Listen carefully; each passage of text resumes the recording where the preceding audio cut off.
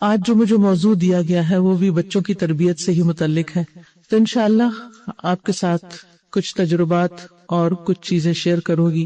اللہ کرے کہ ان سے ہم سب کو فائدہ پہنچے. بچے اللہ سبحانہ تعالیٰ کی ایک امانت ہوتے ہیں ہمارے پاس. جہاں وہ ہمارے لیے خوشی کا باعث ہوتے ہیں وہاں وہ ہمارے لیے سب سے بڑا امتحان بھی ہوتے ہیں. والدین سب سے زیادہ جس کو زندگی میں کامیاب دیکھنا چاہتے ہیں، اپنے سے بھی بڑھ کر وہ ان کے بچے ہوتے ہیں، اور اس کے لیے وہ اپنی جان، مال، وقت، انرجی، ہر چیز لگانے کو تیار ہوتے ہیں اور لگا بھی رہے ہوتے ہیں. لیکن اس کے باوجود بعض اوقات کچھ چیزیں سمجھ میں نہیں آتی کہ وہ جیسا ہم چاہتے ہیں ویسی ہو نہیں پاتی. تو کمی کہاں ہوتی، کیا مزید کرنے کی ضرورت ہوتی. اور یہ ایک ایسا موضوع ہے، یعنی بچوں کی مثبت تربیت کے طریقے، کہ جسے انسان کو ساری زندگی سیکھتے رہنے کی ضرورت ہوتی، جب تک کہ بچے خود والدین نہ بن جائیں، بلکہ اس کے بعد بھی والدین ان کی فکر کرتے رہتے ہیں. اس تربیت میں جہاں محنت اور کوشش چاہیے، جہاں اس موضوع پر علم حاصل کرنے کی ضرورت ہے، وہاں سب سے بڑی چیز اللہ سبحانہ تعالیٰ کی مدد ہے. اور جب اس کی مدد آ جاتی ہے تو پھر انسان کے لیے ہر کام آسان ہو جاتا ہے. اور اس کی مدد کے لیے سب سے بہترین چیز دعا ہے. ہر کوشش کے ساتھ دعا، اور پھر مثبت کوششیں، صحیح ڈائریکشن پر کوششیں. وہ کون سی کوششیں ہیں، وہ کون سی چیزیں ہیں، وہ کیا نکتے ہیں جن پر ہمیں توجہ کرنی چاہیے اور جن پر غور کرنا چاہیے. مجھے امید ہے کہ ان میں سے بہت سی چیزیں آپ پہلے بھی کر رہے ہوں گے، لیکن ہم سب کو شعوری کوشش کرنے کی ضرورت ہے. تو بچے جہاں نعمت ہیں وہاں ہمارے لیے ایک بہت بڑا امتحان بھی ہے. اللہ کرے کہ ہم سب اس امتحان میں کامیاب ہوں اور ہمارے بچے ہمارے لیے دنیا اور آخرت کی سرخروئی کا باعث ہوں، کامیابی کا باعث ہوں. ہمیں اس بات کی اس لیے بھی فکر ہوتی ہے کہ قیامت کے دن اس کے بارے میں سوال کیا جائے گا، اس کے بارے میں پوچھ ہوگی. کچھ سوال تو وہ ہیں جو لوگ ہم سے کرتے ہیں، لوگ ہم سے پوچھتے ہیں، لیکن ایک بہت بڑا سوال ہے جو ہم سے آخرت میں ہونے والا ہے. حدیث میں آتا ہے کہ کلکم راعٍ وکلکم مسئول عن رعیتہ، تم میں سے ہر شخص نگران ہے، ہر شخص راعی ہے، اور ہر شخص سے اس کی رعیت کے بارے میں سوال ہونے والا ہے. فالمرأة راعیۃ فی بیت زوجہا ومسئولۃ عنہا، عورت اپنے شوہر کے گھر میں نگران ہے اور اس سے اس کے بارے میں سوال کیا جائے گا. اور گھر میں کون ہوتے ہیں؟ بچے. تو گویا بچوں کے بارے میں خاص طور پر براہ راست سوال ہوگا. اس کے بارے میں حدیث بھی ہے کہ عورت اپنے شوہر کے گھر اور اس کے بچوں کی نگران ہے. والمرأة راعیۃ علی بیت بعلہا وولدہ، یعنی اولاد کا لفظ اسپیسیفکلی آتا ہے کہ عورت سے اس کی اولاد کے بارے میں پوچھا جائے گا. وہی مسئولۃ عنہم، اور وہ ان کے بارے میں سوال کی جائے گی. تو یہ ذہن میں رکھیے کہ بچوں کی تربیت ایک اسلامی ذمہ داری ہے، ایک دینی فریضہ ہے، اور تربیت اس طریقے پر جو قرآن و سنت نے ہمارے لیے طے کی ہے وہ بے حد ضروری ہے. اس کو جاننا اور اس کے مطابق تربیت کرنا. سب سے پہلی چیز یہ کہ بچوں کے لیے اچھا ماحول، اچھا انوائرمنٹ، اچھی کمپنی اور اچھے رول ماڈلز، یہ سب سے اہم ہے. اگر بچے کی تربیت کے معاملے کو سمجھنا ہو تو اس کو ایک پودے کے اگنے اور اس کی نشو و نما سے بھی آپ سمجھ سکتے ہیں. جب ہم کوئی بھی پودا اگاتے ہیں تو سب سے پہلے اس کے لیے زمین ہموار کرتے ہیں، پھر اس کے موسم کو دیکھتے ہیں، پھر اس کے بعد جب بیج ڈال دیتے ہیں تو مناسب پانی، ہوا، روشنی، ان تمام چیزوں کو بندوبست کرتے ہیں. اگر یہ چیزیں پودے کے حسب حال میسر نہ ہوں تو یا تو پودا اگتا نہیں، یا پھر وہ بہت جلد مرجھا جاتا ہے، یا پھر کسی طرح کچھ بڑھ بھی جائے تو مطلوبہ پھل نہیں لا سکتا، فائدہ مند نہیں ہو سکتا. اسی طرح اگر ہم بچوں کو صرف یہ سمجھتے ہیں کہ کچھ نصیحتیں کر کے، کچھ باتیں کر کے، اور صرف ان کو ڈانٹ ڈپٹ کے ان کی تربیت کر سکیں تو یہ محال ہے.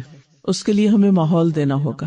اس کے لیے گھر کے اندر اور گھر کے باہر ماحول کی نگرانی کرنی ہوگی کہ ہم اپنے بچوں کو کہاں پرورش دے رہے ہیں، کس جگہ، ان کے آس پاس کون لوگ ہیں. ابراہیم علیہ السلام جو اللہ سبحانہ وتعالیٰ کے ایک محبوب پیغمبر تھے، اللہ کے دوست تھے، انہوں نے اپنے لیے کیا مانگا؟ انہوں نے اپنی اولاد کے لیے بھی بہت سی دعائیں مانگی، لیکن اپنے لیے کیا مانگا؟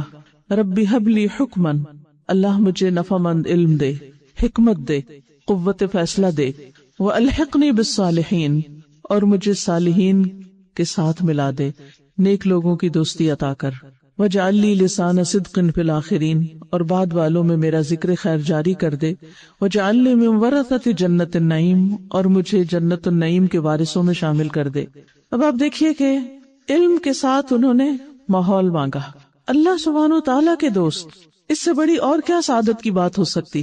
لیکن ایک انسان کو دنیا میں اچھے کام کرنے کے لیے اچھے ساتھیوں کی ضرورت ہوتی ہے، اور بچہ تو بچہ ہے، وہ تو جو کچھ ماحول میں دیکھتا ہے وہی کرتا ہے، وہ جو کچھ اسکرین پر دیکھتے ہیں، وہ جو کچھ لوگوں کو کرتے ہوئے دیکھتے ہیں، جو کچھ وہ ماں باپ کو کرتے ہوئے دیکھتے ہیں، وہ سب کچھ ان پر اثر انداز ہو رہا ہوتا ہے۔ تو یہ ہو نہیں سکتا کہ ماحول مخالف ہو اور پھر بچے اس میں سے بہت اچھی چیز بن کے نکلیں، الا یہ کہ اللہ سبحانہ تعالیٰ کی خاص رحمت ہو، جیسے موسیٰ علیہ السلام پر تھی، جیسے یوسف علیہ السلام پر تھی۔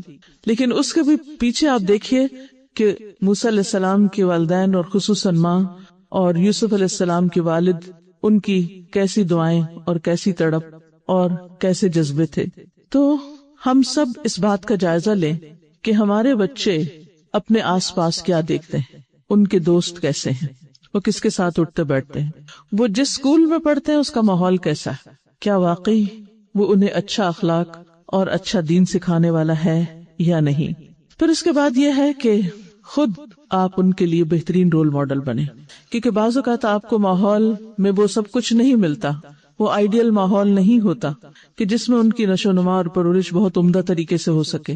تو اس کے لیے آپ کو خود، اگر والد ہوں تو بہت ہی بہترین، لیکن بچے کا خصوصاً بچپن زیادہ وقت اس کا ماں کے ساتھ گزرتا ہے، تو ماں کو جو چیز اس کے اندر چاہیے وہ اپنے عمل میں دکھانی ہوگی۔ جب تک ماں کا اپنا عمل درست نہیں ہوگا، خواہ وہ بچے کے سامنے ہو یا بچے کے پیچھے، اس وقت تک ماں کی بات بچے پر اثر نہیں کرے گی۔ اگر آپ بچے کو سچ بولنے کے لیے کہتے ہیں تو خود سچ بولنا ہوگا، صرف اس وقت نہیں جب آپ بچے کے سامنے ہیں، ہر وقت، ہمیشہ، ہر جگہ۔ اگر آپ چاہتے ہیں کہ بچے غیبت نہ کریں تو آپ کو ہر جگہ اس حرام سے بچنا ہوگا۔ اگر آپ چاہتے ہیں کہ بچے بڑوں کی رسپیکٹ کریں، آپ کی رسپیکٹ کریں، آپ کی عزت کریں، تو آپ کو ہمیشہ بڑوں کی عزت کرنی ہوگی۔ صرف اس وقت نہیں دکھاوے کے لیے جب بچہ دیکھ رہا ہو کہ میں نے اس کو اچھا ماحول دینا لہٰذا مجھے یہ بات بچوں کے سامنے نہیں کرنی، نہیں، اس کے سامنے نہیں، ہر جگہ۔ کیونکہ اگر آپ کے دو رخ ہیں، آپ کہیں کچھ اور ہیں، کہیں کچھ اور ہیں، تو بچے اس چیز کو بہت جلد نوٹ کر لیتے ہیں۔ اور ویسے بھی انسان جو کچھ کرتا ہے، اگر وہ صرف دکھاوے کے لیے کرتا ہے، یا صرف پریٹینڈ کر رہا ہے، یا صرف وہ ایک وقتی طور پر کچھ ثابت کرنے کے لیے کر رہا ہے، تو یہ چیزیں بھی اپنے اثرات رکھتی ہیں۔ ہمیں سب سے پہلے خود اللہ رب العزت کا خوف اور خشیت اپنے اندر لانی ہوگی۔ ہر کام اللہ سبحانہ تعالیٰ کی خاطر کرنا ہوگا، اس کی رضا حاصل کرنا ہماری زندگی کا سب سے اولین مقصد ہونا چاہیے، تبھی یہ چیز بچے کے اندر ٹرانسفر ہوگی۔ کیونکہ بچہ ماں کے اندر پرورش پاتا ہے، بچہ 9 مہینے تک ماں کے پیٹ میں رہتا ہے، اور وہاں سے وہ بہت کچھ سیکھتا ہے اور جذب کرتا ہے، اس کی تربیت کا آغاز وہیں سے ہو جاتا ہے۔ پھر اس کے بعد ماں کا دودھ پیتا ہے 2 سال تک، اور اگر 2 سال نہیں بھی تو جتنا بھی عرصہ پیتا ہے وہ ماں کے بالکل قریب ترین ہوتا ہے۔ ماں کی سوچ، ماں کی محبت، ماں کی شفقت اور رحمت، اور ماں کا اخلاق اور کردار، ان سب کے اثرات بچے کی طرف منتقل ہو رہے ہوتے ہیں۔ اس لیے بچے کی تربیت سے پہلے اپنی تربیت، بچے کو علم دینے سے پہلے اپنے اندر علم حاصل کرنے کا شوق، بچے کو اچھا اخلاق دینے سے پہلے اپنے اخلاق کی فکر۔ پھر اس کے بعد یہ ہے کہ جب تربیت کا معاملہ آئے تو شفقت، رحمت، محبت جو کچھ لاتی ہے وہ سختی نہیں لاتی۔ نبی صلی اللہ علیہ وسلم نے فرمایا، جو نرمی سے محروم کیا گیا وہ ہر خیر سے محروم کر دیا گیا۔ ہم سمجھتے ہیں کہ بچوں کے ساتھ جب تک بہت فرم رویہ نہ ہو شاید بچوں کی تربیت نہیں ہو سکتی۔ ٹھیک ہے، ڈسپلن اپنی جگہ، فرمنس اپنی جگہ، لیکن بچے کے لیے ماں ایک رحمت کی جگہ ہوتی، والدین اس کے لیے ایک سائے کی طرح ہوتے ہیں۔ اس لیے بچوں کے ساتھ شفقت اور ہمدردی کا معاملہ کرنا بے حد ضروری، لیکن ایسا نہیں کہ جو ان کو بگاڑ دے، مگر ایسا بھی نہیں کہ جو ان کو ماں باپ سے بدگمان کر دے۔ جسے بعض بچے بعض اوقات والدین کے رویے سے اتنے فرسٹریٹ ہوتے ہیں کہ وہ پوچھتے ہیں کیا واقعی یہ ہمارے سگے ماں باپ ہیں یا انہوں نے ہمیں اڈاپٹ کیا ہوا ہے؟ ان کے دل میں ہمارے لیے کوئی محبت اور رحمت اور ہمدردی کے جذبات نہیں ہے.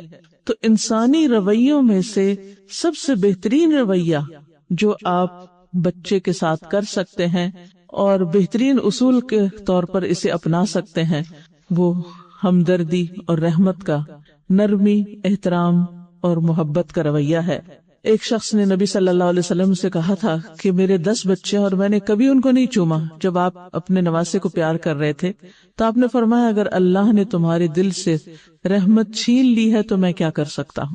تو بچوں کے ساتھ محبت جو ہے یہ اللہ سبحانہ وتعالیٰ کی ڈالی ہوئی دلوں میں رحمت ہے اور اسے بچوں کے ساتھ استعمال ہونا چاہیے.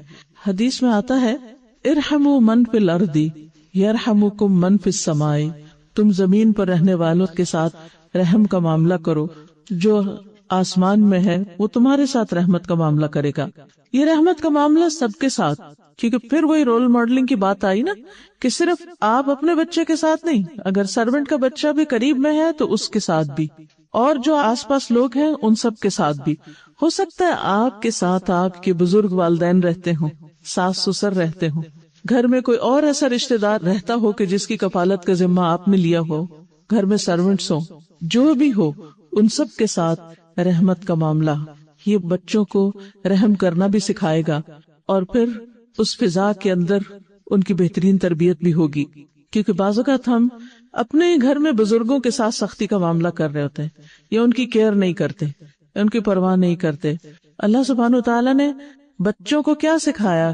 بچوں کے لیے والدین کی جو دعا ہے، والدین کے لیے دعا کرنے کی، رب ارحمہما کما ربیانی صغیرا، اے رب ان دونوں پہ رحمت فرما جس طرح انہوں نے بچپن میں یعنی مجھ پر رحمت اور شفقت کے ساتھ معاملہ کیا تھا، میرے ساتھ رحمت کا معاملہ کیا تھا. ارحمہما کما، اسی طرح یعنی جو شفقت انہوں نے مجھے دی تو بھی ان پر رحم فرما. اور پھر اگر کوئی اپنے بچوں کو رحمت کے ساتھ نہیں دیکھتا یا رحمت کا معاملہ نہیں کرتا یا درگزر کا معاملہ نہیں کرتا تو وہ یہ نہ سمجھے کہ بچوں کو مارنا پیٹنا یا بچوں کے ساتھ سختی کرنا، زیادتی کرنا یہ میرا حق ہے کیونکہ وہ میرے بچے ہیں. خواہ وہ آپ کے بچے ہیں لیکن پھر بھی وہ اللہ کی دی ہوئی امانت ہے آپ کے پاس. وہ بندے اللہ ہی کے ہیں، آپ کے بندے نہیں ہیں، وہ آپ کے غلام نہیں ہیں. اللہ سبحانہ وتعالیٰ نے ان کو آپ کے ہاں پیدا کیا ہے لیکن وہ بندے اللہ ہی کے ہیں. اس لیے کبھی بھی یہ سوچ کے کہ میرے بچے میں جو چاہوں کروں، آپ ایسا نہیں کر سکتے. تو ٹھیک ہے بچے تنگ کرتے ہیں، ستاتے ہیں، لیکن شفقت کا معاملہ، مہربانی کا معاملہ، چیخنا چلانا نہیں، مارنا پیٹنا نہیں. 10 سال کی عمر تک تو بچوں کو نماز کے لیے بھی جو اللہ کا حق ہے، یعنی اللہ کی عبادت جو سب سے پہلا کرنے کا کام ہے، اس تک کے لیے سختی اور مار پیٹ کی اجازت نہیں. کہاں یہ کہ ہم چھوٹے چھوٹے معصوم بچوں کے ساتھ ظلم اور زیادتی کر رہے ہوں اور بات بات پر ان کے کان کھینچ رہے ہوں یا بال کھینچ رہے ہوں یا ان کو مار پیٹ رہے ہوں. تو اس چیز سے مکمل طور پر پرہیز کیجیے، کیونکہ اگر ہم بچوں کے ساتھ نرمی نہیں کریں گے، رحمت نہیں کریں گے تو کل وہ بھی معاشرے کے لیے رحمت اور ہمدردی کا ذریعہ نہیں بنیں گے. دوسری چیز اسی ہمدردی اور محبت کی فضا میں بچوں کی تربیت میں ایک بہت اہم چیز ہے باہمی مشاورت. چھوٹے چھوٹے بچوں کو بھی مشورے میں شریک کیجیے، ان کو اگنور نہیں کرنا. کوئی بھی کام مثلا کھانا ہی پکانا ہے تو صرف یہ نہیں کہ بڑوں سے آپ پوچھ لیں یا اپنی مرضی سے کچھ کر لیں، بچوں سے بھی ان کی چوائس پوچھ. کہیں جانا ہے، کوئی سفر پلان کرنا ہے، کسی بھی قسم کا کام کرنا ہے، آرڈر کرنے کی بجائے، حکم سنانے کی بجائے مشورہ کریں. آپ کیا کہتے ہیں، آپ کا خیال کیا ہے، کیسے کرنا چاہیے. مثلا کوئی بھی چھوٹی سی بھی چیز اگر آپ ان کو سکھانا چاہتے ہیں تو آپ ان کو صرف ایک لمبا لیکچر دینے کی بجائے ان سے سوال کریں، ان سے مشورہ کریں. تمہارا کیا حال ہے، یہ کیسے ہوگا، کیسے کرنا چاہیے، اس کو ایسا کریں یا ایسا کریں.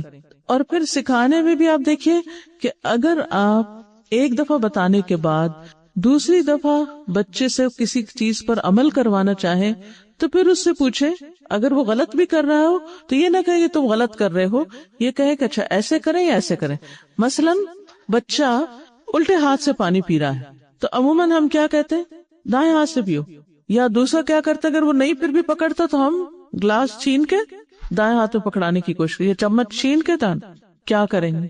اس کی بجائے اگر آپ یہ کریں کہ مثلاً پانی پکڑا ہوا ہے تو آپ اس سے پوچھیں اس سے پکڑیں گے یا اس سے پکڑیں گے, اس سے پکڑنا سنت ہے یا اس سے پکڑنا سنت ہے, کس طرح پانی پیئیں گے, ایسا کریں گے یا ایسا کریں گے. اب یہ جو کوسچنز ہیں اس سے بچے کا ذہن کھلے گا, وہ سوچے گا, اس کو اپنی غلطی بھی پتہ چلے گی اور پھر وہ طریقہ اختیار کرے گا جو آپ اس کو پہلے بتا چکے ہیں کہ ایسا کرنا زیادہ درست ہے. اسی طرح مثلا بچہ نماز نہیں پڑھتا تو ہر وقت ڈانٹ ڈپٹ کرنے کی بجائے آپ اس کو پاس بٹھا کے اس سے پوچھ سکتے ہیں نماز پڑھنا بہتر ہے یا نہ پڑھنا بہتر ہے, نماز پڑھنے سے ثواب ہوگا یا نہ پڑھنے سے ہوگا, نماز پڑھنے سے اللہ تعالیٰ خوش ہوتے ہیں یا نماز نہیں پڑھنے سے اللہ تعالیٰ خوش ہوتے, آپ بتائیے کیا خیال ہے. آپ یقین کیجئے کہ بچے خود سوچیں گے, خود بتائیں گے اور خود کریں گے. اسی طرح کوئی غلط کام کیا اس پر بھی آپ اسی طرح پوچھ سکتے کیا ایسا کرنا ٹھیک ہے, ایسا کرنے سے کیا ہوگا, ایسا نہ کرنے سے کیا ہوگا.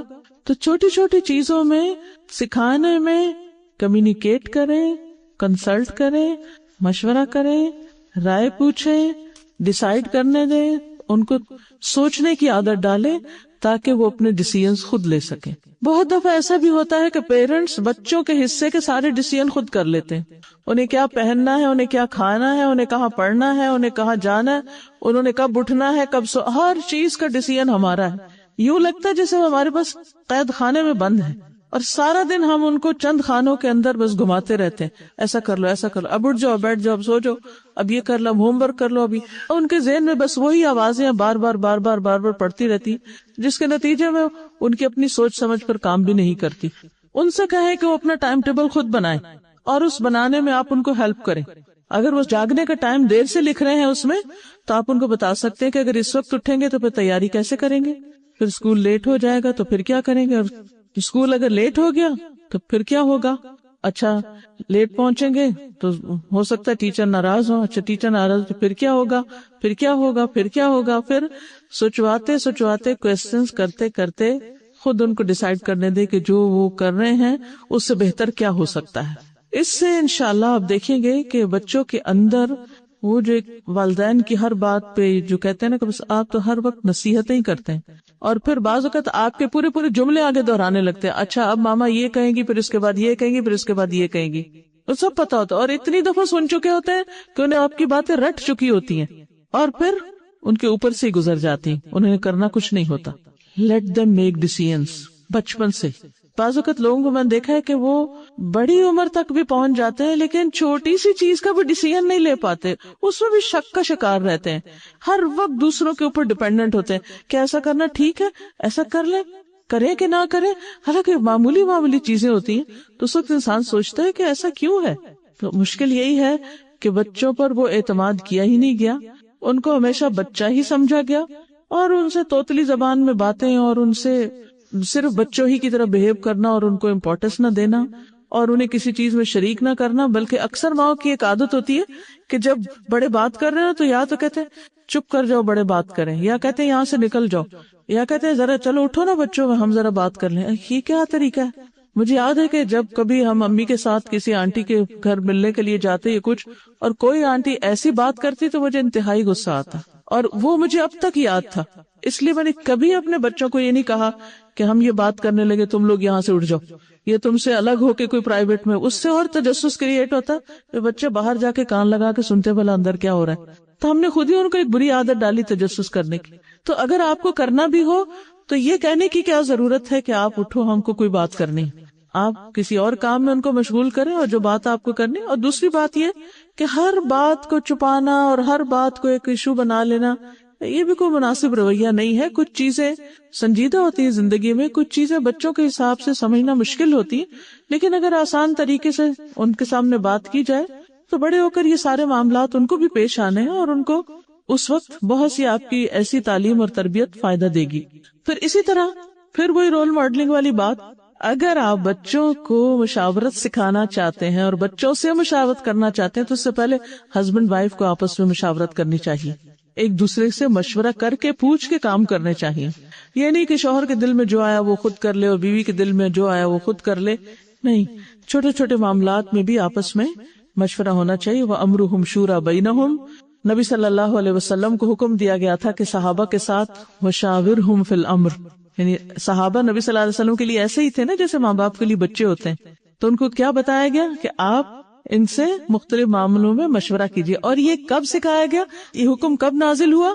جب جنگ احد میں صحابہ سے غلطی ہوئی تھی اور اس کے نتیجے میں بہت بڑا جانی اور مالی نقصان ہوا تھا. اور اس وقت یہ اندیشہ تھا کہ شاید اس بنا پر، کیونکہ انہی کے مشورے کی وجہ سے اس نقصان کو پہنچے تھے کہ شاید آئندہ یہ مشورہ نہ ہو. نہیں، بعض اوقات ایک مشورہ غلط بھی ہو سکتا ہے اور مشورہ غلط ہونے کی وجہ سے نقصان بھی ہو سکتا ہے، لیکن اس کے باوجود مشورے کی اپنی جگہ اہمیت ہے اور اسے کرتے رہنا چاہیے. پھر اسی طرح آپس کی کوآپریشن جو ہے اس کے بہت فائدے. بچوں کو صرف یہ نہ کہیں کہ جاؤ یہ کام کر لو، بلکہ ان کے ساتھ خود کریں. اس سے بہت فائدہ ہوتا ہے. میں نے جب اپنے بچوں کو نماز شروع کروائی تو میں نے کبھی یہ نہیں کہتی تھی جاؤ نماز پڑھو. میں کہتی تھی کہ آئیں نماز پڑھتے ہیں، آئیں وضو کرتے ہیں. جب خود وضو کرنے لگتی تو ساتھ ان کو بھی کرواتی، بلکہ ان کے وضو کو دیکھتی کہ کیا صحیح طریقے پہ وضو کرنے. پھر اس کے بعد نماز میں بھی اپنے ساتھ کھڑا کرنا. یعنی ہمیں اپنی بھی پڑھنی ہے، لیکن اب ایک طرح سے آپ ان کے ساتھ کوآپریٹ کر رہے ہیں کہ وہ اپنی نماز پڑھ سکیں. کیونکہ جب وہ اکیلے ہوتے ہیں بعض اوقات بچے کسی کام کے کرنے میں تو وہ گھبرا جاتے ہیں، وہ کام کر نہیں پاتے. کوئی بھی آپ ان کو رسپانسبلٹی دے رہے ہیں، خواہ وہ نماز پڑھنے کی ہے، خواہ وہ مثلاً چائے بنانے کی ہے، یا کسی بھی کام کی، چھوٹا سا بھی کام ہے، تو اس وقت ان کے ساتھ تعاون کرے. لیکن تعاون کا یہ مطلب نہیں کہ ان کے ہاتھ سے کام لے کے سارا خود کرنا شروع کر دیں. کیونکہ کچھ مائیں تنگ ہو جاتی ہیں، وہ کہتی ہیں کہ اچھا چھوڑو تو میں خود کر لیتی ہوں. بہت آسان ہوتا ہے خود کرنا، لیکن بچوں سے کروانے میں کچھ دن تو مشکل ہوگی، اس کے بعد بڑی آسانی ہو جائے گی. ان مع العسر یسرا. کچھ مائیں بچوں کو بڑے ہونے تک کھلاتی رہتی، یعنی خود ہی نوالے بنا بنا کر دیتی. مجھے یاد ہے کہ ایک شادی پر مجھے جانے کا اتفاق ہوا. جس بچے کی شادی تھی اس موقع پر ماں اس کے نوالے بنا رہی تھی. اتنی بھی کیا محبت! اور کب تک؟ کہتے نہیں اماں کے ہاتھ سے کھانے کا مزہ آتا ہے. اب ساری زندگی آپ سوچئے، ٹھیک ہے ہم لاڈ میں اکا دکا تو ایسا کر ہی لیتے ہیں، لیکن ان کو انڈیپینڈنس بھی سکھانی چاہیے. تو تعاون کا مطلب یہ نہیں کہ آپ ان کے حصے کے کام شروع کر دیں، بلکہ اچھے کاموں میں، ان کے اچھے منصوبوں میں، ان کے اچھے پروجیکٹس میں آپ ان کو اچھے مشورے دیں، آپ ان کو طریقے بتائیں، لیکن کام وہ خود کریں. کیونکہ باہم تعاون سے بہت سی چیزیں آسان ہوتی ہیں اور اس سے بانڈنگ ڈیولپ ہوتی ہے، آپس کے تعلقات مضبوط ہوتے ہیں. جب بعض اوقات صرف زبانی ہمدردی سے بھی دوسرے کا کام آسان ہو جاتا ہے، خصوصاً جب اسکول کا ہوم ورک زیادہ ہوتا ہے یا پروجیکٹس ہوتے ہیں تو اس میں بچے جو ہیں وہ گھبرا جاتے ہیں.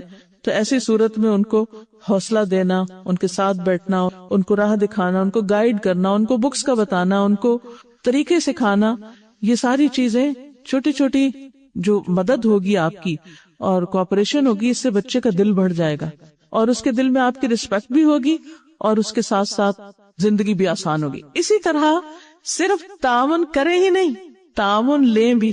مثلاً آپ گھر کا کوئی کام کر رہی ہیں تو اس میں بچوں کو شریک کریں.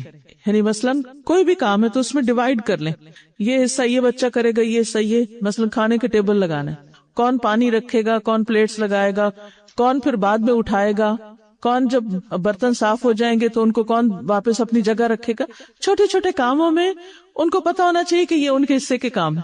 اس سے اونرشپ آتی، اور جب وہ کسی چیز کی اونرشپ لیتے ہیں تو اس میں بہت کانفیڈنٹ فیل کرتے ہیں اور بہت خوشی سے وہ کام کرنا چاہتے ہیں.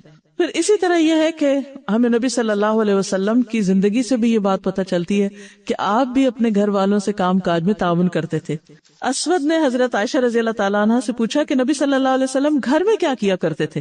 تو وہ کہتی ہے کہ آپ صلی اللہ علیہ وسلم گھر کے کاموں میں ہماری مدد کیا کرتے تھے، اور جب اذان ہوتی تو نماز کے لیے چلے جایا کرتے تھے. آپ اپنے کپڑوں کو خود جوڑ لگا لیا کرتے تھے، پیبند لگا لیا کرتے تھے، اپنے ڈول کی پانی کے ڈول کی مرمت کر لیا کرتے تھے، جوتا سی لیا کرتے تھے. اسی طرح چھوٹے چھوٹے گھر کے کام، بعضوں کا جھاڑو لگانے کی بات بھی آتی کہ جھاڑو لگا دیا کرتے تھے. تو ہسبینڈ وائف کا آپس میں کاموں میں کوآپریٹ کرنا بچوں کے لیے ایک بہترین مثال ہے.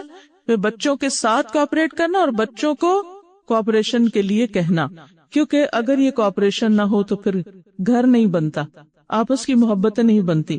اور مومن کی مثال تو ویسے بھی ایک عمارت کی طرح ہے جس کا ایک حصہ دوسرے کو تھامے رکھتا ہے. ایک دوسرے کی سپورٹ بنتی ہے. حضرت ابراہیم علیہ السلام کا واقعہ آپ کو یاد ہوگا کہ جب وہ خانہ کعبہ کی وَإِذْ يَرْفَعُ إِبْرَاهِيمُ الْقَوَاعِدَ مِنَ الْبَيْتِ وَإِسْمَاعِيلُ، اس وقت کو یاد کرو جب ابراہیم علیہ السلام اس گھر کی بنیادیں یعنی خانہ کعبہ کی تعمیر کر رہے تھے، بنیادیں اٹھا رہے تھے، اور پھر اسماعیل علیہ السلام بھی ساتھ تھے، یعنی باپ بیٹا دونوں نے مل کر وہ گھر بنایا. اس سے بڑی تعاون کی کیا مثال ہوگی، اور نیکی کے کام میں تعاون. اسی طرح جیسے نماز کا وقت ہے تو آپ بھی گھر میں کہہ سکتے ہیں چلے مل کے صفیں بچھاتے ہیں، پھر اٹھانے کے وقت بھی آئے مل کے اٹھاتے ہیں. پھر اسی طرح ہم دیکھتے ہیں کہ خانہ کعبہ کی اور حرم کی صفائی کی بات ہوئی تو اس وقت بھی اللہ سبحانہ وتعالیٰ نے باپ بیٹے دونوں کو حکم دیا ان طہر بیتی للطائفین والعاکفین والرکع السجود، کہ میرے گھر کو طواف کرنے والوں کے لیے، اعتکاف کرنے والوں کے لیے، رکوع کرنے والوں کے لیے، سجدے کرنے والوں کے لیے پاک صاف رکھو. دونوں رکھو، یعنی دونوں مل کر صفائی کا انتظام کرو. لیکن عام طور پر مائیں کیوں پریشان ہوتی ہیں؟ کیونکہ گھر کے سارے کام ان پہ چھوڑ دیے جاتے ہیں. بعض اوقات بچے ہوتے بھی تو یا وہ کھیل رہے ہوتے ہیں اپنے گیمز میں ہوتے ہیں، یا پھر اپنے ہوم ورکس میں ہوتے ہیں، یا پھر وہ ادھر ادھر کھیل کود میں لگ جاتے ہیں، اور ماں جو ہے پھر وہ سب کام خود کرتے کرتے جب تھک جاتی ہے تو پھر چیخنا چلانا شروع کر دیتی، اور اس سے گھر کی فضا جو ہے وہ متاثر ہوتی.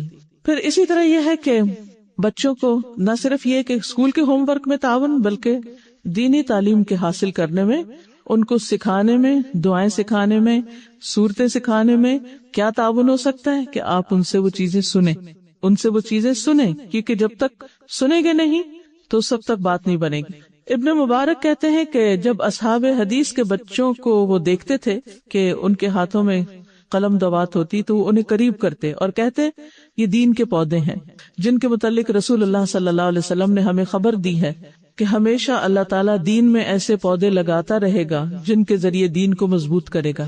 تو ہمارے بچے پودوں کی طرح ہیں کہ جنہیں ہمیں نرچر کرنا ہے، انہیں مضبوط بنانا ہے. وہ کہتے آج یہ چھوٹے ہیں اور جلد یہ تمہارے بعد بڑے ہو جائیں گے، یعنی ان کو ایسا تیار کرو کہ وہ تمہاری جگہ لے سکیں. پھر اسی طرح بچوں کو کمٹمنٹ سکھانا، پھر یہی بات دہراؤں گی کہ سکھانے کے لیے خود اپنی کمٹمنٹس پوری کیجئے، وعدے کی پابندی، اور جو بھی وہ کام کریں مستقل بنیادوں پر کریں. مثلا نماز کی پابندی کرانے کا طریقہ کیا ہے کہ آپ ایک نماز سے شروع کریں اور وہ نماز بچے کو کبھی بھی مس نہ کرنے دیں. جو بھی وہ کام شروع کریں، بہت سے کام اکٹھے یا بیک وقت اس کو کرنے کے لیے نہ دیں، لیکن جو بھی کام وہ شروع کرے اس کو نبھانے کا ڈھنگ بتائیں کہ کیسے نبھانا ہے، کیسے اس کو روزانہ کرنا ہے، یعنی کہ ان کے اندر ایک طرح سے احساس ذمہ داری پیدا کریں. اس کے لیے آپ ان کو مختلف ایکٹیویٹیز دے سکتے ہیں. مثلا اگر آپ کے گھر میں پودے تو کوئی ایک پودا ان کے ذمہ لگا دیں کہ اس کو صاف کرنا، اس کو پانی دینا، اس کی کیئر کرنا تمہارا کام ہے. پھر اس کو طریقہ بھی سکھائیں لیکن اونرشپ دیں. اسی طرح گھر میں کوئی حصہ مخصوص کر سکتے ہیں کہ صفائی کے لیے یہ تمہارا کام، اور پھر اس کے بعد اس کو فالو اپ بھی کریں کہ بچے اس کو کر رہے ہیں یا نہیں. کبھی یہ نہ کریں کہ اچھا یہ بھی کر لو، یہ بھی کر لو، یہ بھی کر لو، اور اس کے بعد بچے نے کیا یا نہیں کیا اس کے خبر ہی نہیں لی. نہیں، کام دیں اور اس کے بعد سپروائز کریں، پھر اس کے بعد اس کا فالو اپ کریں.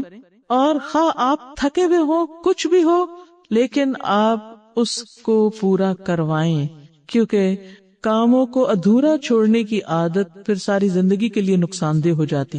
بچوں کو یہ پتا ہونا چاہیے کہ جو چیز آج کر رہے ہیں اسے کرتے رہنا ہے. نبی صلی اللہ علیہ وسلم نے فرمایا کہ وہ کام اللہ تعالیٰ کو زیادہ محبوب ہے، زیادہ پسند ہے جو خواہ تھوڑا ہی ہو لیکن مستقل طریقے پر ہو، ریگولرلی ہو، کمٹمنٹ کے ساتھ ہو. پھر اسی طرح آپ دیکھیے کہ مسلسل یاد دہانی جو ہے، یعنی کمٹمنٹ کے لیے بہت ضروری ہے کہ بچوں کو یاد دہانی کرائی جاتی رہے، کیونکہ بچے بہت جلد بھول جاتے ہیں. ہم ایک آدھ دفعہ بات کر کے کام بتا کے پھر اس کے بعد ایکسپیکٹ کرتے ہیں کہ وہ خود سے کرتے رہیں اور کبھی نہ بھولیں.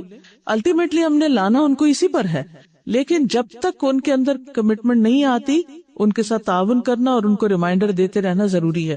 انس بن مالک کہتے ہیں کہ جب رسول اللہ صلی اللہ علیہ وسلم مدینہ منورہ ہجرت کر کے آئے تو ان کی یعنی حضرت انس کی عمر 10 سال تھی. کہتے ہیں میری مائیں، نانی، خالہ وغیرہ مستقل طور پر مجھے نبی صلی اللہ علیہ وسلم کی خدمت کی تاکید کرتی رہتی کہ تم نے نبی صلی اللہ علیہ وسلم کی خدمت کرنی ہے، تم نے ان کی خدمت کرنی ہے، تم نے ان کا کام کرنا ہے، تم نے ان کے پاس رہنا ہے. وہ کہتے ہیں کہ چنانچہ میں نے 10 سال تک نبی صلی اللہ علیہ وسلم کی خدمت کی، اور جب آپ کی وفات ہوئی تو میں 20 برس کا تھا، تو 20 سال کی عمر تک ایک طرح سے ان کی بہترین تربیت ہوئی۔ اس کے بعد وہ 100 سال تک جیے، اور اللہ سبحانہ و تعالیٰ نے ان کی زندگی میں، ان کے مال میں، ان کی اولاد میں بے پناہ برکتیں دی نبی صلی اللہ علیہ وسلم کی دعاؤں کی وجہ سے۔ ان کا باغ سال میں 2 دفعہ پھل لاتا تھا، اور انہوں نے اپنی زندگی میں اپنی نسل کے 100 سے زیادہ بچے دیکھے، اور یہ شاید ہی کسی کو ایسا اعزاز حاصل ہوا ہو، یعنی بچے اور بچوں کے بچے کے بچے، یعنی اپنے آنکھوں کے سامنے وہ باغ پھلتا پھولتا دیکھا۔ اس سے ایک بات یہ بھی پتہ چلتی ہے کہ بچوں سے جب ہم کام کروائیں تو اس کے ساتھ ساتھ ان کو دعائیں بھی دیتے رہیں، اس سے ان کا حوصلہ بڑھتا ہے، اور اگر وہ تنگ بھی کرے تب بھی دعا دے، بد دعا نہ دے، کیونکہ دعا کاموں کو آسان کر دیتی ہے۔ پھر اسی طرح نبی صلی اللہ علیہ وسلم نے ایک دفعہ حضرت انس رضی اللہ تعالیٰ عنہ کو ایک خط دے کر کہیں بھیجا، اور آپ ایک دیوار کے سائے کے تلے بیٹھ گئے ٹیک لگا کر، اور پھر دیکھتے رہے کہ کیا وہ اپنا کام کر کے آگے ہے یا نہیں، یعنی کام دینے کے بعد اس کے بارے میں پوچھنا ضروری ہے۔ پھر اسی طرح بچوں کے ساتھ کمیونیکیشن کریں، چھوٹی چھوٹی بات پہ ناراض ہو کے موڈ آف کر کے نہ بیٹھ جائیں، بول چال نہیں چھوڑیں۔ ہم بعض اوقات بچوں کے ساتھ خود بچہ بن جاتے ہیں اور بچوں جیسا بہیو کرنے لگتے ہیں، میری کٹی، چھوٹی چھوٹی بات پہ ناراضگی نہیں، کمیونیکیٹ کریں اور اچھی طرح کمیونیکیٹ کریں۔ میک شور کریں کہ آپ کی بات اس کو سمجھ آ گئی ہے، ایک سے دوسری دفعہ آہستہ آہستہ آرام سے، اس انداز میں کہ واقعی وہ بات سمجھ سکے۔ اور پھر افیکٹو کمیونیکیشن ہوتے، محض کمیونیکیشن بھی کافی نہیں، افیکٹو کمیونیکیشن ہونی چاہیے، اور اس کا کلچر بھی گھر میں ڈیولپ ہونا چاہیے کہ بچے والدین کے ساتھ اور والدین بچوں کے ساتھ اور ماں باپ آپس میں بھی کمیونیکیٹ کریں۔ اگر آپ اور آپ کے شوہر ہی بات چیت بند کر دیتے ہیں، آپس میں ناراض ہو کے بیٹھ جاتے ہیں، یا پھر آپ کے اپنے بہن بھائیوں سے کوئی تعلقات نہیں ہیں، چھوٹی چھوٹی باتوں پر آپ نے بہن بھائیوں سے رشتے کاٹ رکھے ہیں، تو آپ بچوں کے اندر کیسے کمیونیکیشن کی ہیبٹ ڈیولپ کریں گے؟ رول ماڈل جب تک نہیں ہوگا ان کے سامنے، وہ اس چیز کی ویلیو کو نہیں سمجھیں گے۔ اور اس میں ایک بات یہ بھی ہے کہ کمیونیکیشن میں جھوٹی باتیں یا مبالغہ آرائی یا ہر وقت ایک خاص ڈرامائی انداز میں بات کرنے کی ضرورت نہیں۔ قولوا قولا سدیدا، سادی بات، صاف بات، مناسب بات، مناسب انداز میں بات، یہ بہت ضروری ہے۔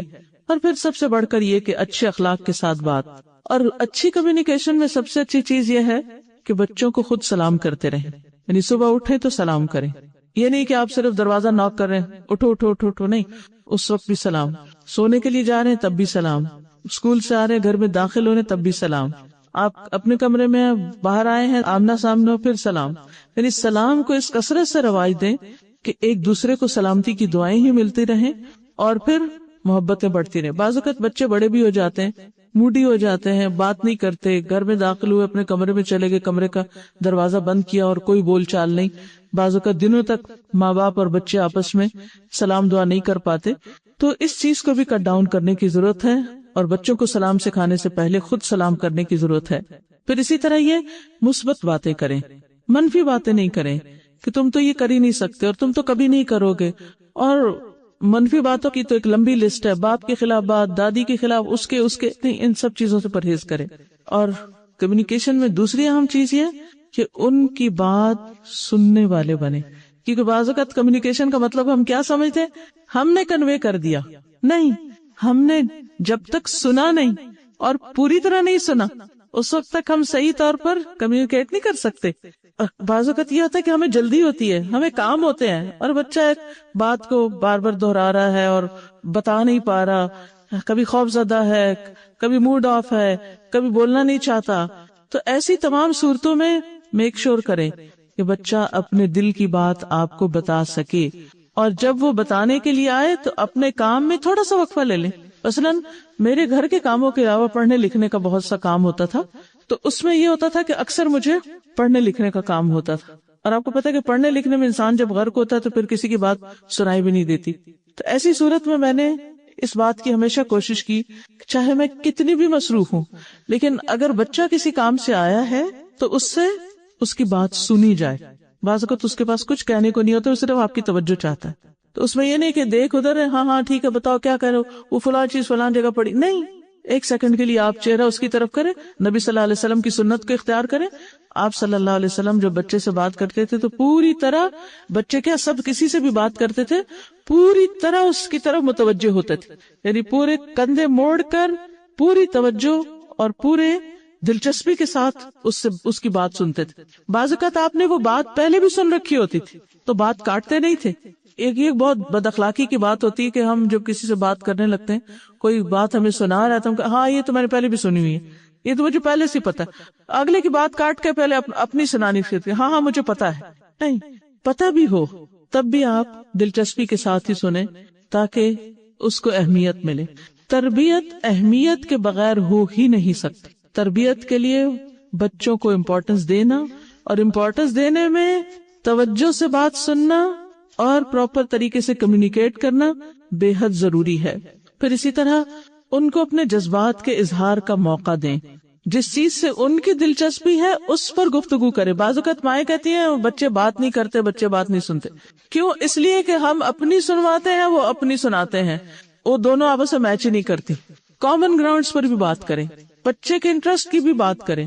اگر گھر میں کوئی پیٹ ہے یا بچے کی کوئی خاص ہابی ہے یا کوئی چیز اس کو پسند ہے تو اس ٹاپک پر بھی اس سے بات کریں. اس سے وہ آپ سے بات کرنا شروع کر دے گا. اس کے دوستوں کی بات کریں, اس کے ٹیچرز کی بات کریں, اس کے کھیل کی بات کریں. اس کے ماں ہونے کے اعتبار سے تو بہت اچھی طرح ان کو سمجھ آتی ہے کہ بچے کو کس کس چیز سے دلچسپی اور کس کس چیز سے انٹرسٹ ہے. تو بچوں کے انٹرسٹ کی بات, نبی صلی اللہ علیہ وسلم نے ایک دفعہ حضرت انس کے چھوٹے بھائی تھے ابو عمیر, ان کی چڑیا مر گئی. تو آپ نے اس سے پوچھا کہ عمیر تمہارے نغیر کا کیا ہوا, وہ تمہاری چڑیا کا کیا بنا, کہ یعنی آپ اس سے اس کے انٹرسٹ کی بات کر رہے ہیں. پھر اسی طرح یہ ہے کہ دین کی بات بھی جب آپ ان سے کریں تو اس کو بھی آسان بنائیں, دلچسپ بنائیں.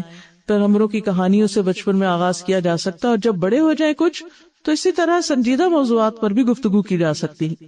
پھر اس میں ہم دیکھتے ہیں کہ ابو محذورہ کا واقعہ بہت زبردست ہے. وہ ایک ٹین ایجر بوائے تھے. آپ صلی اللہ علیہ وسلم کہیں جا رہے تھے تو راستے میں کچھ اور بچوں کے ساتھ مل کے اذان کا مذاق اڑا رہے تھے. تو ان کی آواز بڑی خوبصورت تھی. آپ صلی اللہ علیہ وسلم نے بلوایا, پوچھا کہ کون ایسے کر رہا تھا. ابو محذورہ نے کہا کہ میں ایسا کر رہا تھا. تو آپ صلی اللہ علیہ وسلم نے ان کو صحیح طرح اذان سکھائی کہ اچھا اس طرح پڑھو. انہوں نے پھر پراپر طریقے سے اذان دی, اور وہ کہتے ہیں کہ جب میں اذان دے کر فارغ ہوا تو آپ صلی اللہ علیہ وسلم نے مجھے ایک تھیلی عطا فرمائی جس میں کچھ چاندی تھی. پھر میری پیشانی پر اپنا ہاتھ رکھا اور 2 مرتبہ چہرے پر پھیرا, پھر میرے سینے پر, حتیٰ کہ نیچے تک آپ نے میرے جسم پر ہاتھ پھیرا, اور پھر کہا کہ اللہ تعالیٰ تمہیں برکت دے. تو میں نے اس وقت عرض کیا اللہ کے رسول صلی اللہ علیہ وسلم مجھے مکہ میں مؤذن مقرر کر دیجیے. اب کہاں وہ بچہ کہ وہ جو اذان کا مذاق اڑا رہا, اور کہاں صرف ایک ملاقات میں وہ بچہ خود کہہ رہا ہے کہ مجھے اذان دینے پر مقرر کر دیجیے. کس چیز نے اس کا آمادہ کیا؟ آپ نے یہ نہیں کہا کہ اچھا تم یہ کیوں کر رہے تھے اور اللہ تعالیٰ تمہیں مارے گا, یا ایسا ہوگا یا ویسا ہوگا, یا ڈانٹ ڈپٹ جیسے آج کل کے ریلیجس یعنی کہ مذہبی لوگ ہوتے ہیں. عموماً اگر کوئی ایسی بات کرے تو شاید اس کو مار پٹائی شروع کر دے, تم اذان کی بے ادبی کر رہے ہو, اور توہین کا مقدمہ اس پہ کر دے. تو آپ دیکھیے کہ نہ سمجھ ہے, بچہ ہے, اس عمر کے بچے ایسی شرارتیں کرتے ہیں, ہمیں سمجھ ہونی چاہیے. لیکن اس کے اوپر بحث کرنے کی بجائے اس کو چینلائز کریں اور پازیٹیو سائڈ پر اس کو لے جائیں. اور آپ دیکھیے کہ نہ صرف آپ نے ان کو بلکہ باقی بچوں کو بھی ایک اچھی مثال بتائی کہ کس طرح نیگیٹو کو پازیٹیو میں بدلا جا سکتا ہے. پھر اسی طرح بعض بچے آپ دیکھیں ہکلاتے ہیں, بول نہیں پاتے کیونکہ ماں باپ بات میں ان کو ٹوک دیتے ہیں, یہ نہ کرو وہ نہ کرو, ایسے نہیں بولتے ایسے بولتے. تو بات جب بچے کر رہے ہو تو بہت انٹرفیئر نہیں کریں, ان کو بولنے دیں. بعض بچے بہت باتونی ہوتے ہیں اور ان کی وہ لامتنائی کہانیاں بار بار سنائی جانے والی, اس کی اصلاح جب وہ بول رہے ہیں اس وقت نہیں کریں, جب وہ بول چکے اس وقت کریں. نیکسٹ ٹائم آپ بات اس طرح کریں گے. پھر اسی طرح یہ ہے کہ مستقل مزاجی اپنے اندر بھی پیدا کریں, ان کے اندر بھی پیدا کریں. چھوٹی سی چیز کوئی بھی, آپ مثلا کوئی اسلامی تعلیم ان کو دینا چاہتے ہیں, کوئی حدیث کی کتاب شروع کر رہے ہیں, ایک حدیث روز سکھانی, تو اس کے اندر پھر مستقل مزاجی رکھیں, ہر روز وہ سکھائیں, یا جو بھی آپ نے فریکوینسی مقرر کی ہے اس کے مطابق لے کے چلیں. اور پھر اگر آپ نے کسی بات پر انکار کیا ہے تو یہ نہیں کہ بچے کے رونے دھونے سے پھر اقرار کر لیں, اور اگر کسی بات کو دینے کا وعدہ کیا ہے تو پھر ٹال مٹول کر کے اس کو چھوڑ دیں. اس سے بچوں کے اندر نظم و ضبط نہیں آ سکتا. ڈسپلن کے لیے مستقل مزاجی ضروری ہے، ایک کام کو بار بار کرنا اور دہرانا حتیٰ کہ وہ کام بچے کرنا شروع کر دیں۔ اسی طرح اخلاق میں مستقل مزاجی، عبادات میں مستقل مزاجی، فرائض کی ادائیگی میں مستقل مزاجی، ان سب چیزوں کا ہونا بہت ضروری۔ پھر بچوں کے ساتھ رازداری، بچوں کو رازداری سکھانا کہ گھر کے معاملات کو کہاں ڈسکس کرنا ہے، کہاں نہیں کرنا، اور اس کے لیے آپس کے تعلقات میں بھی رازداری ہونا ضروری ہے۔ مثلاً ایک بچے نے کوئی بات آپ کے کان میں کہی، اکثر بچوں کی عادت ہوتی ہے ماں کے کان میں بات کرتے ہیں، تو جواباً ماں کو اونچی آواز میں بات نہیں کرنا چاہیے۔ اگر بچے نے اپنا کوئی راز شیئر کیا تو اس کو راز رہنے دیں، تبھی وہ آپ پر اعتماد کرے گا، اس کا مذاق نہیں اڑائیں، اور اس کو پتا ہونا چاہیے کہ میرا راز ماں کے پاس محفوظ رہے گا۔ بچوں کے اعتماد کو ٹھیس پہنچانا نہایت خطرناک ہے، وہ ان کی روحانی اور اخلاقی تربیت کے لیے بہت ہی نقصان دہ ہو سکتا ہے۔ ان کے ساتھ کیے ہوئے وعدوں کو پورا کرنا ضروری ہے، بچوں کا وعدہ سمجھ کے اس کو اگنور نہ کیا جائے۔ پھر اسی طرح بچوں کے اندر قناعت پیدا کرنا، یعنی کہ جب ان کو جس چیز کا دل چاہے فوراً حاضر کر دیں، نہیں، ان کو جو ان کے پاس ہے اس پر کانفیڈنس دینا کہ بہت ہے، اللہ کا شکر سکھانا، اور اس کے علاوہ نعمتوں پر راضی ہونا سکھانا، نعمتوں کو گنوانا کہ دیکھو گنو، اچھا آج کاؤنٹ کرتے کہ ہمارے پاس کیا کچھ ہے۔ بچوں کی لسٹ آپ کس سے لمبی ہو سکتی، لیکن ایکسرسائز آپ کو کروانی پڑے گی۔ آئے ہم اللہ کی نعمتوں کو گنتے ہیں جو اس نے ہمیں دی، اور پھر جو چیز نہیں ملی تو نے کہا کہ وہ تو بہت تھوڑی ہیں جو نہیں ملی، زیادہ تو ملی ہیں۔ اچھا یہ بتاؤ کیا کیا نہیں ملا، جب وہ کیا نہیں کی لسٹ گننے لگیں گے تو بہت تھوڑی نکلے گی۔ تو اس لیے نعمتوں کو دکھانا، ان پر شکر کرنا، اللہ پر توکل کرنا سکھانا، قناعت پیدا کرنا۔ آپ دیکھیے کہ حضرت فاطمہ چکے پیس کر ان کے ہاتھوں کو زخم ہونے لگ گئے تھے، جب انہوں نے نبی صلی اللہ علیہ وسلم سے غلام مانگا تو آپ نے کیا کیا؟ آپ نے کہا اچھا جب تم تھک جاتی ہو تو تسبیحات پڑھا کرو، تمہاری تھکاوٹ دور ہو جائے گی۔ تو اسی طرح یہ نہیں کہ بچے کی ہر فرمائش اور ہر خواہش ہے اس کو پورا کر دیا جائے، بلکہ اس کے لیے انہیں قناعت کا سبق سکھایا جائے کہ جو ہے اس پر صبر شکر کیا جائے۔ اور اگر مثلاً آپ کے پاس بہت مال بھی ہے تو بچوں کو ساتھ ملا کر اور غریب بچوں کی ضروریات پوری کر سکتے ہیں آپ، اور ان کے ہاتھ سے دوسروں کو دلوا سکتے ہیں، نہ کہ سب کچھ صرف ان کی ہر فرمائش پر ہی خرچ کیا جائے۔ پھر اسی طرح یہ ہے کہ حوصلہ افزائی، کانفیڈنس دینا، اور یہ سچی تعریف کے ذریعے ہو سکتا ہے اور مخلصانہ تعریف کے ذریعے، جھوٹی تعریف کے ذریعے نہیں ہو سکتا، کیونکہ جھوٹ بہرحال جھوٹ ہوتا ہے۔ جو چیز بچوں میں نہیں، اگر آپ کہیں گے تم ایسے بھی ہو تو اس کا فائدہ نہیں ہوگا۔ پھر آپ دیکھیے کہ یہ اس وقت بھی ہو سکتا ہے جب بچوں کو ہم اہم ذمہ داریاں دیں۔ نبی صلی اللہ علیہ وسلم نے حضرت اسامہ کو، جبکہ ابھی وہ ٹین ایجر تھے، تو ایک لشکر کا سردار بنا کے بھیجا، یعنی مقرر کیا، اور آپ کے بعد اس کو جانا تھا اپنے وقت پر، پھر وہ گیا بھی، یعنی حضرت اسامہ کو جو آپ نے لشکر کا سردار مقرر کیا۔ بچوں کو بچہ سمجھ کر یہ نہ سوچیے کہ ان کو ذمہ داری نہیں دی، ان کو ذمہ داری دینا ہے۔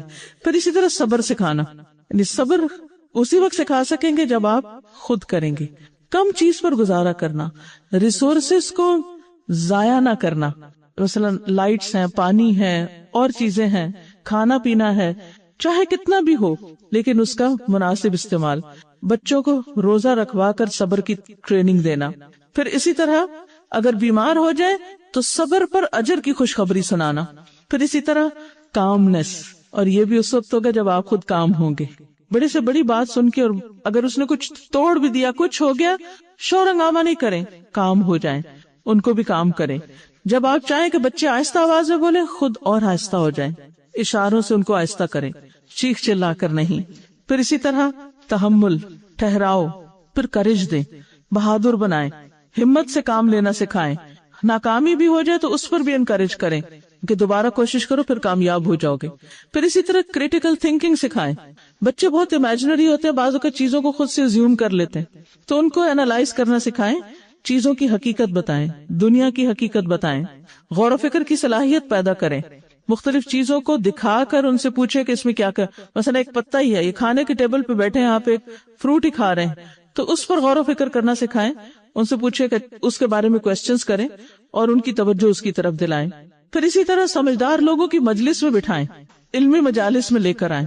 پہلے زمانے میں لوگ حدیث کی مجلسوں میں دودھ پیتے بچوں تک کو لے کے جایا کرتے تھے۔ پھر اسی طرح معاف کرنا سکھائیں، اور یہ بھی اس وقت ہوگا جب آپ خود معاف کریں گے۔